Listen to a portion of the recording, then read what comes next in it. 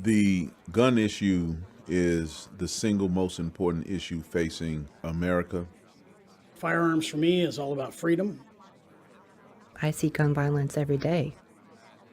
The gun issue is a woman's issue. It is the great equalizer.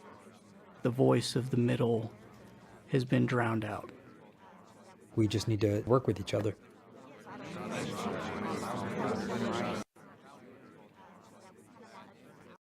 A few weeks ago, Time magazine set up a page dedicated to a street artist mural depicting the debate of guns in America.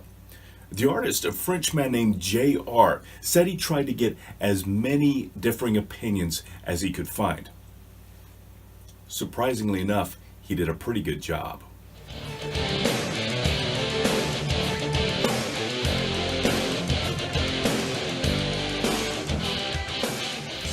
245 people are depicted here of various ages, political orientations, careers, educational levels, ethnicities, genders, sexual orientations, faiths.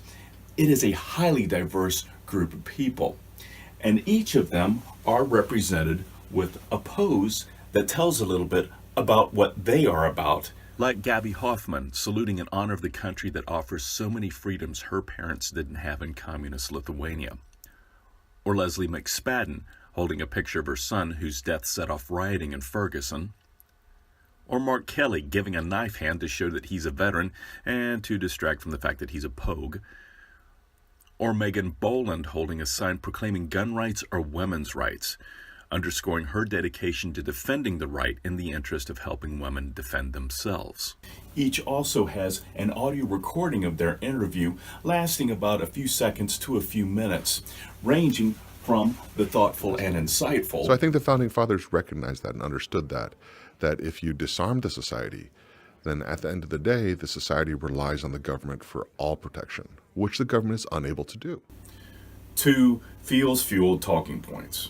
Everywhere we are, it is possible that someone could come in with a gun at any moment, and we are tired of living with this fear, and we're tired of having politicians who value NRA money over our lives.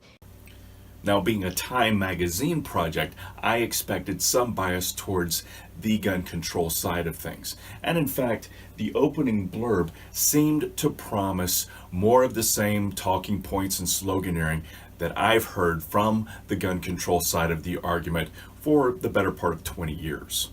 And after having listened to all 245 interviews, I have to say that JR seemed to have struck a pretty good balance between the pro-gun and anti-gun sides. And even an art magazine seemed rather surprised that even NRA members seemed to like it. But this was because JR was creating the project, not Time magazine. And as I said before, he actively sought as many different opinions as he could find. And the end result, I think, is an accurate portrayal of the great American gun debate, from what the anti-gun side believes to what the pro-gun side thinks, and those caught in the middle who really don't know what they believe. Those who were pro-gun tended to have a firmer grasp of America's gun culture beyond just looking at these as tools of tragedy, which is not surprising since most, if not all of these, were gun owners themselves, including trainers, hunters, competitive shooters, and concealed carry practitioners. And they spoke out of their experience and their knowledge, including law, civics, and history concerning this right. Far from being just a middle-aged white man's thing, several people of color who own guns also expressed a concern about maintaining their rights as people of color. Women who were gun owners recognized their relative lack of physical power as compared with that of men, and understood guns as leveling that playing field and thus being useful tools for defending themselves and their families. What's more, the couple of trans people who were featured here also recognized their particular vulnerabilities and saw guns as being useful tools for their defense. Now, on the other side right here, apart from a few veterans and police officers, there were very few gun owners in the gun control camp. And as you would expect, the overwhelming majority of these folk right here had very little experience with guns. If they did, they tended to be bad experiences, either being shot themselves, knowing someone who was shot, or whatever bad stories the media tended to feed them. And consequently, their knowledge of American gun culture was very limited. And so their presentations tended to be very emotional, very shallow, oftentimes parroting someone else's talking points, which were usually based on very poor research. There also seemed to be a certain degree of cultural isolation among the gun control crowd. They seemed to be less aware of what gun owners knew rather than the other way around. I also noticed that among gun owners, there seemed to be a few stories of people who were formerly anti-gun before experience or curiosity changed their minds. However, I didn't see any stories of the opposite happening, of illegal gun owners, for whatever reason, decided to put down their guns and embrace disarmament. But that's not to say that there aren't gun owners who are rather squishy in this debate. Hunters in particular, while they demonstrate that guns are not something to be scared of if treated with the proper respect, seem to be interested only in access to the sort of guns that were useful to their particular lifestyle, and seemed largely unconcerned about Second Amendment infringements to those outside their circles. This is probably why gun rights advocates tend to refer to them derisively as FUDs. Among gun control folk, there seemed to be a lot of student activists, kids from elementary school age to junior to high school age on through college age, who liked to organize and demonstrate on behalf of gun control organizations. However, none of them seemed to be terribly rooted in any well-developed philosophies for doing so. Rather, they seemed to be driven by fear that their schools may be next. While it's entirely possible, the fact remains that only a handful of our 140,000 school institutions experience bona fide school shootings in any given year, with a Parkland or a Sandy Hook or a Virginia Tech being less common still. So what that means is most of our kids will go through their school careers without incident. And you would think that the adults in their lives, in the interest of comforting them and keeping them focused on their studies, would tell them this. And this is the most bothersome thing I came across while reviewing this project. The adults, especially the teachers, aren't telling them this. What's worse, this fear is nudging the kids to give up their rights to privacy, as explained by this teacher. Students used to complain 10 years ago, but today they welcome it. They make sure that their bags are unzipped because they are concerned too. So what you have here are fears that are not being properly addressed, rights that are willingly being given up, and since all of these student activists push for government solutions to the problem, what are our educators teaching these kids? It sounds to me like they're training them up to be nice, docile slaves to the state. And that disgusts me.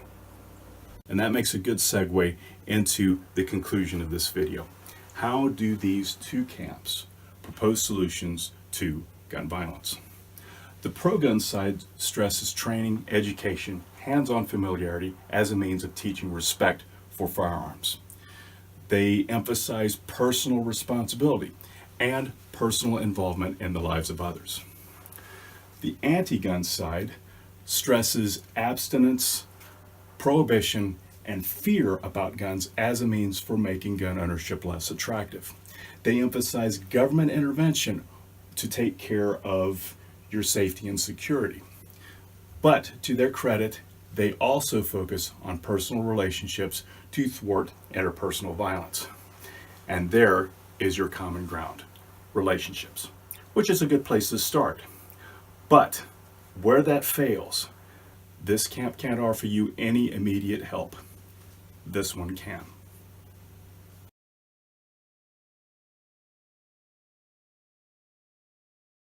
I'm Jeremy from Alaska. By education, I'm a linguist. By occupation, I am a co-owner of a small business. But one of my passions is gun ownership and gun rights. I produce a weekly video content concerning American gun culture and addressing a lot of misconceptions that are frequently put forth by gun control advocates. That side of the aisle tends to forget that gun ownership is a civil right. While any civil right can be misused, and gun control is very faithful to remind us of that, jumping on every gun-related tragedy that it can, what they don't tell you is that the overwhelming majority of gun owners handled that right safely and responsibly. Over 99% of us, as a matter of fact, and that's no exaggeration.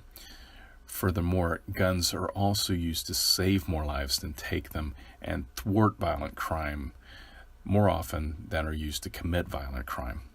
This is a benefit that gun ownership bestows upon American society. That and keeping government power in check, both by forcing politicians to reckon with an entrenched civil right exercised by millions of Americans, and physically challenging the overreach of government power, as has been demonstrated a few times in American history, like in Athens, Tennessee in the 1940s, and at Bundy Ranch a few years ago. Worldwide, historically speaking, arms ownership has been the right of every free man. So every regime that has had aims for seizing power and controlling people has always sought to disarm them. This is what the Philistines did with the Hebrews in the days of Samuel, Nazis with the Jews, communists with their conquered nations in Eastern Europe, and the Maoists when they were taking over China. Once the right to keep and bear arms was taken, the loss of rights followed not long thereafter. So, if you value your rights, you will also value arms ownership. And if you value arms ownership, you will take every effort to make it a viable defense of your other rights.